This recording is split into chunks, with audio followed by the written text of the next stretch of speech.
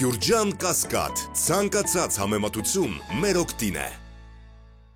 Ինձ իշխանության ոչ ոք չի բերել 2018-ին ժողովրդական ոչ բռնի Թավշյա հեղափոխությունը իշխանության է բերել ժողովրդին, այս մասին իր Facebook-ում գրել է վարչապետ Փաշինյանը։ Ես ընդամենը ժողովրդի իշխանության տեղապահն եմ եւ ժողովուրդն ինձ ուրիշով կփոխարինի, երբ ցանկանա, գրել է Փաշինյանը։ Նիկոլ Փաշինյանը Facebook-յան իր էջում գրել է. երկու կիսամաշ դեմքեր իրենց շրջապատելով վիճում են, թե ով է ինձ իշխանության բերել, միմյանցից պահանջելով ասել ճշմարտությունը։ Դուք ասեք, ձեզ ով է ժամանակին իշխանության բերել, Հայաստանի Հանրապետության ժողովրդի ձայնը երբեք չստացած ընտրակեղծարար ուզուրպատորներ։ Իսպանիայի խորհրդարանի падգամավոր Ջոն Ինյարիտուի կարծիքով Ադրբեջանի կողմից քարոզչական դաշտ նետված այսպես կոչված արևմտյան Ադրբեջան նարատիվը պատմությունը վերաշարադրելու, Լեռնային Ղարաբաղի հայ բնակչության նկատմամբ իրագործած էթնիկ զտումներն արդարացնելու եւ Հայաստանից նոր տարածքներ օկուպացնելու նպատակ է հետապնդում։ Այս նարատիվը նպատակ ունի արդարացնել արցախայության էթնիկ զտումները եւ հող նախապատրաստել նոր ներխուժման համար հայկական հողերն անվանելով պատմական Ադրբեջան, ասել է Ինյարիտուն։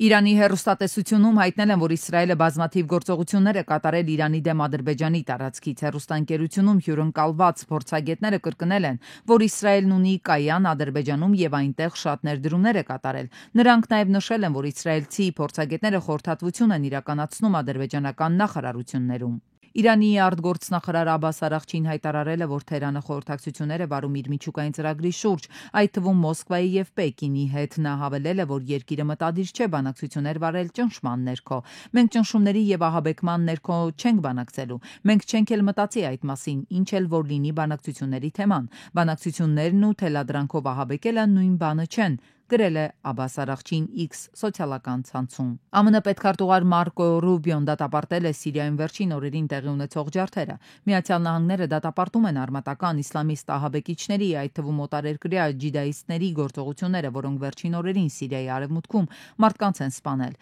Սիրիայի իշխանությունները պետք է պատասխանատվության ենթարկեն նրանց, ովքեր իրականացրել են այս ջարդերը, ասել է նա։ ԱՄՆ նախագահ Թրամփը հայտարարել է, որ Միացյալ Նահանգները գրեթե վերսկսել է Ուկրաինայի հետ հետախուզական տվյալների փոխանակումը։ Նա նաև ասել է, որ լավ արդյունքներ է ակնկալում Սաուդյան Արաբիայում ամերիկացի եւ ուկրաինացի պաշտոնյաների առաջիկա բանակցություններին։ Հարցին, թե մտածում է արդյոք վերսկսելու տեղեկատվության փոխանակումը, Թրամփը պատասխանել է. Մենք գրեթե արել ենք դա Սաուդյան Արաբիայում բանակցությունների վերաբերյալ նա ասել է. Ես հավատում եմ, որ այս շաբաթ մենք մեծ առաջընթաց կունենանք։ Ուկրաինայի նախագահ Վլադիմիր Զելենսկին նախկին նախագահ Ջո Բայդենի օրոք Ամերիկայի Միացյալ Նահանգներից գումարները վերցնում էր նույնքան հեշտությամբ, որքան երեխայի ձեռքից կոնֆետը։ Այս մասին ԱՄՆ նախագահ Դոնալդ Թրամփը ասել է Fox News-ի տված հարցազրույցում։ Ես չեմ կարծում, որ նա երախտապարտ է, իմ կարծիքով մենք նրան տվել ենք $350 միլիարդ, ասել է ԱՄՆ նախագահը։ Հյուսիսային Կորեան մի քանի բալիստիկ հրթիռ է արձակել Դեղին ծովի ուղղությամբ։ Միացյալ Նահանգները եւ Կորեայի Հանրապետությունները սկսել են ազատության վահան լայնածավալ զորավարժությունները։ Ռումինիայի կենտրոնական ընտրական հանձնաժողովը որոշել է մերժել Կելին Ժորժեսկուի տեխնացությունը մայիսի 4-ին կայանալիք նախագահական ընտրություններում։ Այս որոշումից հետո ռուսամետ տեխնացուի կողմնակիցների եւ ոստիկանության միջև բախումներ են սկսվել։ Ժորժենսկուն հայտարարություն է տարածել նշելով, որ այս որոշումը դեկտեմբերի 6-ին տեղի ունեցած պետական հեղաշրջման շարունակությունն է։ Նա որոշումը բողոքարկել է վերաքննիչ դատարան, այնուհետև Ռումինիայի գերագույն դատարան, որը հետագայում մերժել է քաղաքական գործչի բողոքը։ Կանադայի իշխանական լիբերալ կուսակցության նոր առաջնորդ է ընտրվել Մարկ Քարնին։ Նա կփոխարինի երկրի վարչապետ Ջասթին Թրյուդոին, որը այս տարվա հունվարին հայտարարեց պաշտոնից հեռանալու մտադրության մասին։ Քարնին կուսակցության ղեկավարի պաշտոնի միակ թեկնածուն էր, որը չէր հանդիսանում Թրյուդոյի կառավարության անդամ։ Քվեարկության արդյունքներով նա ստացել է 85.9%։ Ամերիկայի Փենսիլվանիա նահանգում ինքնաթիռը, որում 5 մարդ է եղել, ընկել է ծերանոցի կայանատեղիում, այս մասին հայտնել է CNN-ը։ Նշվում է, որ վթարի հետևանքով զոհեր չկան, բոլորը հոսպիտալացվել են։ Ինքնաթիռը հարվածել է մեկ տասնյակից ավելի մեքենաների, որոնք նույնպես հրդեհվել են։ Բաքվի բանտից է փոխանցում Ռուբեն Վարդանյանը։ Ես այստեղ հասկացա, որ երբեք չի կարելի տրվել հուսալքությանը եւ հասկացա, թե ինչու է դա 7 մեղքերից ամենասարսափելին։ Հուսալքությունը, վհատությունը նշանակում է, որ քո մեջ մարել է Աստծո կայծը, որ դու դադարել ես հավատալ, որ դու պարզապես ձեռքերդ բարձրացրել ու հանձնվել ես։ Կոչ է անում երբեք դա չանել։ Գերեվարումից ի վեր առաջին անգամ է նրա ձայնը լսվում։ Իմ բոլոր հայրենակիցներին, սիրելի ու հարազատ մարդկանց ուզում եմ ասել, դատում են ոչ թե ինձ եւ մյուս 15 հոգուն, այլ բոլոր հայերին։ Ու եթե դուք դա չեք հասկանում, ուրեմն դա մեծ ողբերգություն է, քանի որ սա ամբողջ պատմության հակամարտության վերջը չէ, այլ ընդամենը հերթական փուլը՝ ի ափսոսանք բոլոր կողմերի։ Я знал, на что я шел,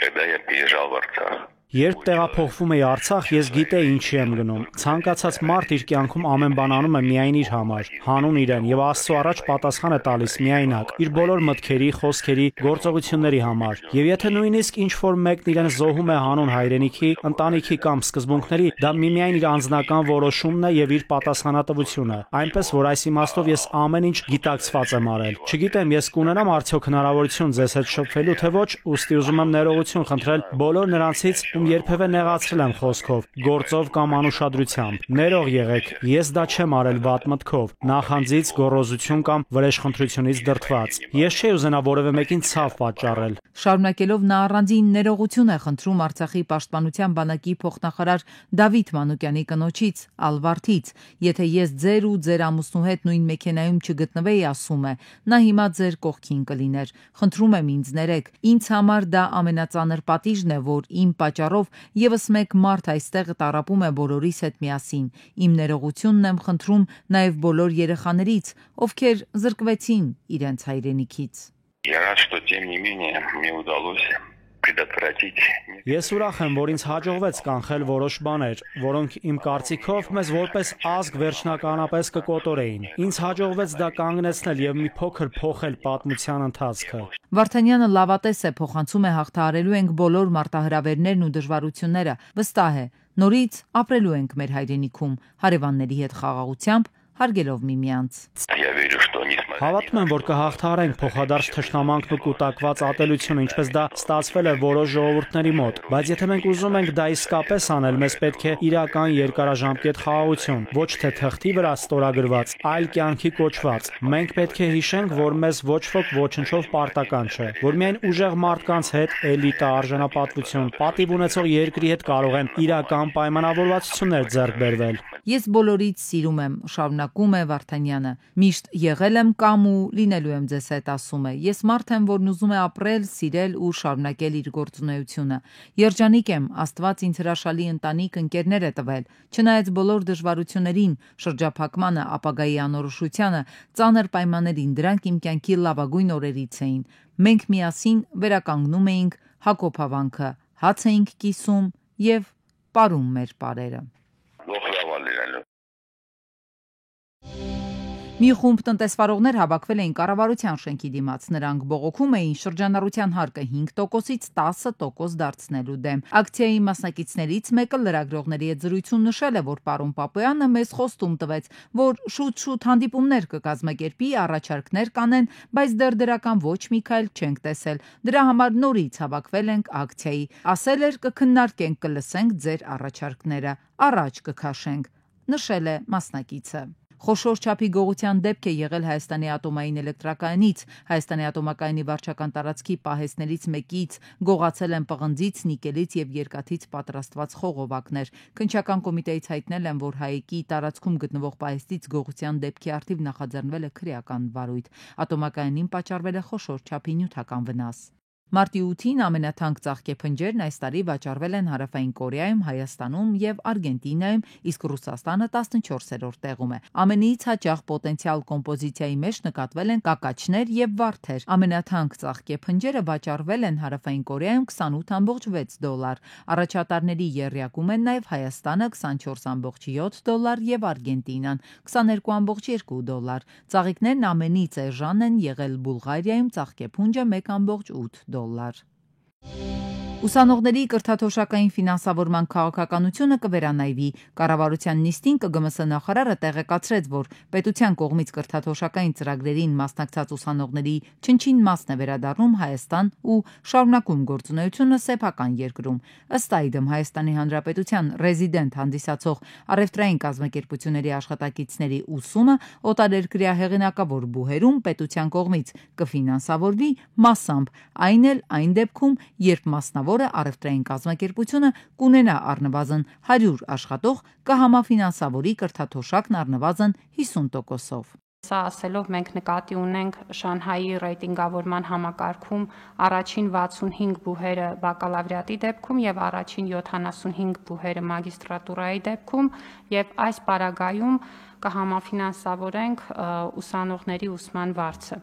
Կարևոր պայման է, որ ուսումնառության ավարտից հետո քաղաքացին պետք է առնվազն 3 տարի համապատասխան մասնագիտությամբ աշխատի կազմակերպությունում։ Ոլորտի փորձագետը նկատում է մեր երկիրը բանիմաց երիտասարդների ու մասնագետների կարիք ունի, ու որպեսզի խուսափենք նրանց կորցնելու ռիսկերից, պետական քաղաքականությունը պետք է լինի այնպիսին, որ երիտասարդը տեսնի իր համար ցանկալի հեռանկարը սեփական երկրում։ Համապատասխան վերաբերմունք չեն ստանում, աշխատանքի առաջարկ չեն ստանում, չնայած որ միջազգային առաջնակարգ բուհերում են սովորում, տեսնում են իրավիճակը այստեղ աշխատանքի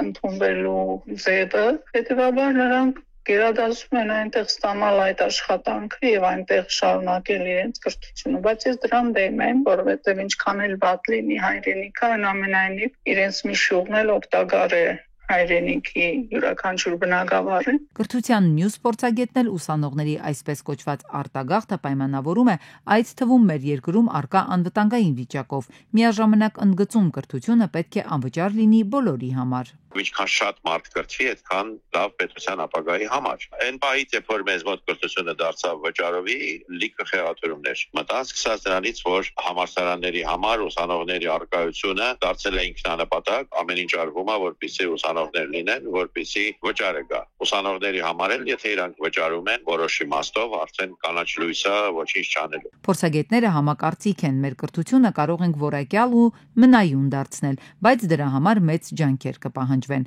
Կառավարությունից էլ հայտնում են, մինչև աշուն մոնիտորինգ կարվի հասկանալու համար սովորածների վերադարձելիության մասով վիճակագրությունը։ Եթե կրթություն ստանալուց հետո Հայաստան վերադարձողների եւ Հայաստանում աշխատողների թիվը ցածր է, ապա ծրագիրը չպետք է գործի։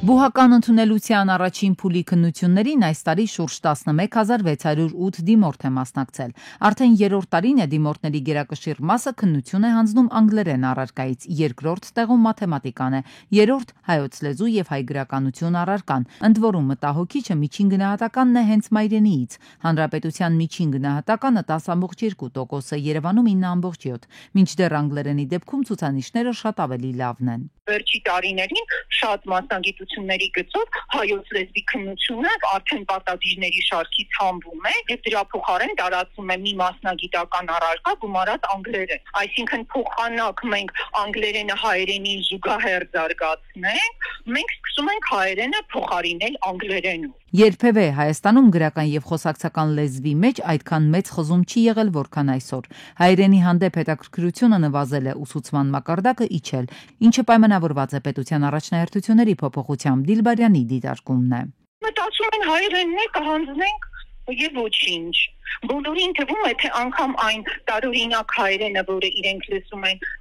երբեմն շատ եթերներից, պաշտոնական խոսքում, դրա իմացությունը ավելալ չի պահանջում։ Անգամ բանասիրության ֆակուլտետում համվեց հայոց լեզու եւ գրականություն բանավոր առարկա, մնաց միայն այդ թեստային մակարդակով տրված է։ Իսկ մյուս ֆակուլտետներում հիմնականում անգլերեն եւ մաթեմատիկա, անգլերեն եւ միջազգային աշխարհագրություն։ Կրթության փորձագետը անգլերեն լեզվի դոմինանտությունը պայմանավորում է տեխնոլոգիական առաջընթացով, նկատում այս միտումը աշխարհի մասշտաբով է։ Բացի այդ արդեն իսկ նկատվում է բոլոր երկրներին բնորոշ բանավոր խոսքի անկում։ Տեխնոլոգիաների օգտվելու արդյունքում բավական թուլանում է գիրք կարդալու այդ կարողությունը։ Այո, այսօրվա երեխաները շատ ավելին են կարդում, բայց այդ էկրանից կարդացածը չի համեմատվում տպագիր գրքի հետ։ Ընդհանուր կարդալու ընթերցանության մայրենի լեզվով աշխարհում արձանագրվել է ահռելի անկում։ Պետությունն այս առումով ավելի շատ անելիքներ ունի, համակարգված աշխատանք է պահանջվում, ասում է կրթության փորձագետը եւ հավելում. տեխնոլոգիաների առաջընթացը չպետք է հետ մղի սեփական լեզվի իմացությունը, որը մեր դիմագիծն է։